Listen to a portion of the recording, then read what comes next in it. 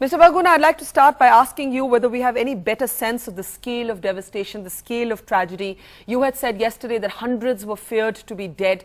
Do we have any estimation of how high the casualties may actually run?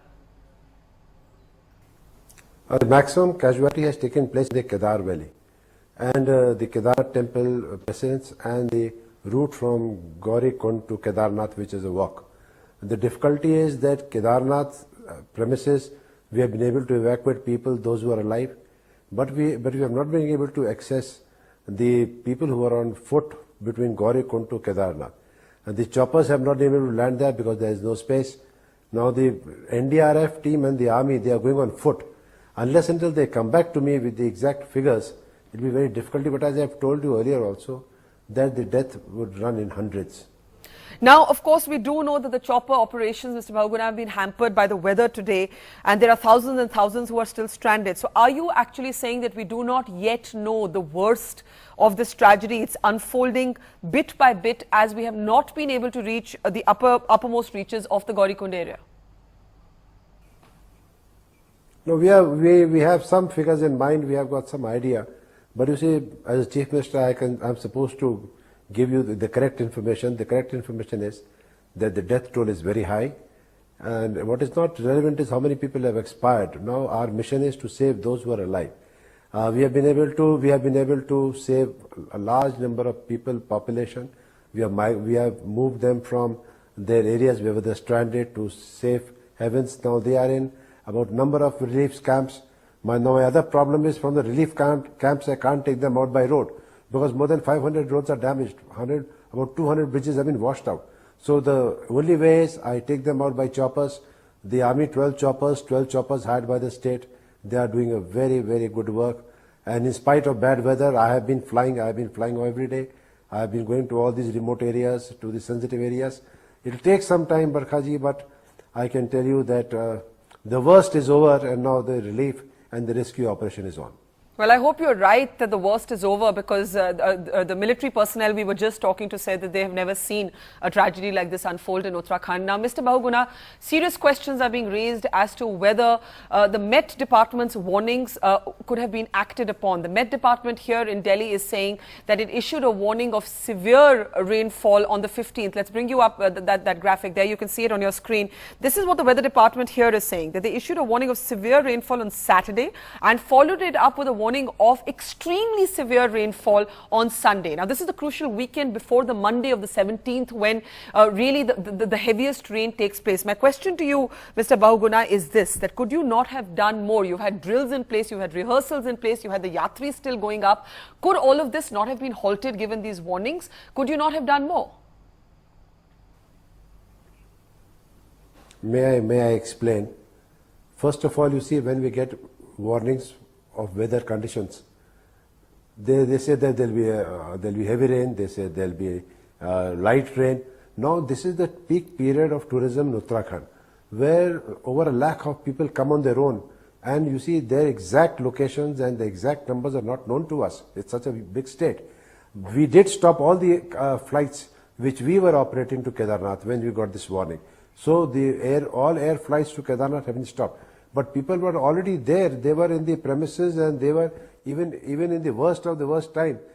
Thousands of people stay in Kedarnath, and they are already there. Their employees are there, the tourists are there, and this entire route you have to walk 20 kilometers. They come here. Now, if there would have been a warning of flash flood, if there would have been a warning of cloudburst, if there would have been a warning of floods, it has to be area specific. It's such a huge state with such a big geographical area. I don't know where calamity is going to strike, and it is not specific that you are going to have a cloudburst or you are going to have a flash flood. Unless until we get such information, Barkhaji, how can anybody control the movement of a lakh of tourists which are in the state and the local population whose livelihood depends upon this Chardham Yatra? You know what the state economy depends on: tourism and power.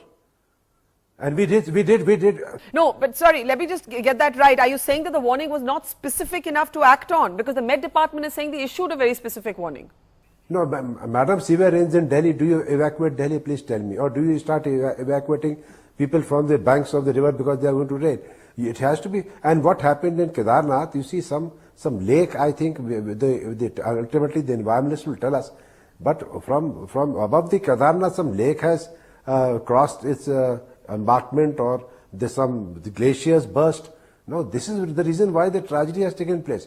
It is not because of rains. Rains every year we have. Hills have got heavy rains, but we have never faced such a situation. It's because of some lake or some cloudburst over Kedarnath which has caused all this calamity. And there was no forecast of any cloudburst, or it has to be area specific, that look here, the cloud formations could be dangerous in Chamoli district, it could be dangerous in Pauri district.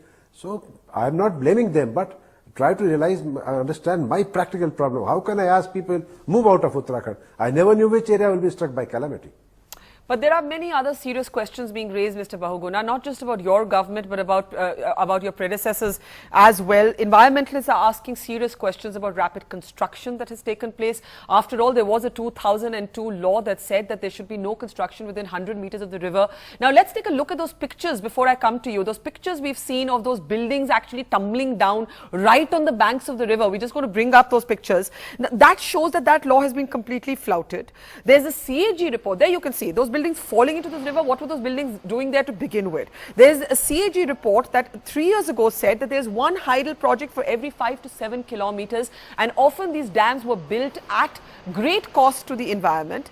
And there is then, of course, the eco-zone notification of 4,000 plus square kilometers that the Environment Ministry wanted to create as an eco-zone, that you and other politicians in the state have opposed. So there are questions of how much of this is man-made. No, I am extremely obliged to you that you have raised these issues. Now I'd like to respond. You see, the entire cities of Uttarakhand are built on the banks of the rivers. And not from today, I think from even 100 years ago. The entire Uttarkashi city, the Haridwar city, these cities have been built on the banks of the river. And these cities have survived, these buildings have survived. You cannot blame the government that any new construction has come up on the bank which is new. Our bylaws are there, our restrictions are there, we don't allow it. So you have to you just can't make a sweeping allegations because you have allowed construction on the banks of the rivers. Haridwar was not built by Bahugana or by the BJP chief ministers. Uttarkashi has not been built by me. Rudraprayag, Srinagar, they have not been built by me. These cities are here from, I think, centuries. So this is a very vague allegation. And when you talk of eco-sensitive zone, try to understand. Please read my letter. I think it's very unfair. What I'm stating is the position of the state government. That is the position of the state assembly. We represent a people. And the same policy was adopted by the BJP government when the BJP was here. We are saying we are not opposed to environment, but please strike a balance between environment and development. You can't just say that in the name of environment, proposals which are cleared by the ministries earlier, schemes which are cleared by the Ministry of Environment earlier. After 7 years you say that the permission was wrong, now you stop it. Just because there's some activist who comes forward and says something. You see, activism is fine, but not at the cost of development. Strike a balance. If any project is dangerous because of environmental concerns, the government will not pass it, and we have not passed it. I have not given any power projects since I became a chief minister. Not even one megawatt power project has come up. All the earlier power projects which had been cleared by the Government of India, Ministry of Environment, either you prosecute those officers who gave those permissions. Okay. But someday some person has some emotion, some person has come with some idea, and then you say that no, this is wrong. That is not done with investments by the public sector corporations, by individuals. It was your right to stop. Mr. Bahugana, the state government doesn't grant permissions. We will leave it there. From the Ministry of Environment. Yeah, we'll leave it there. Thanks so much for being our newsmaker at 9.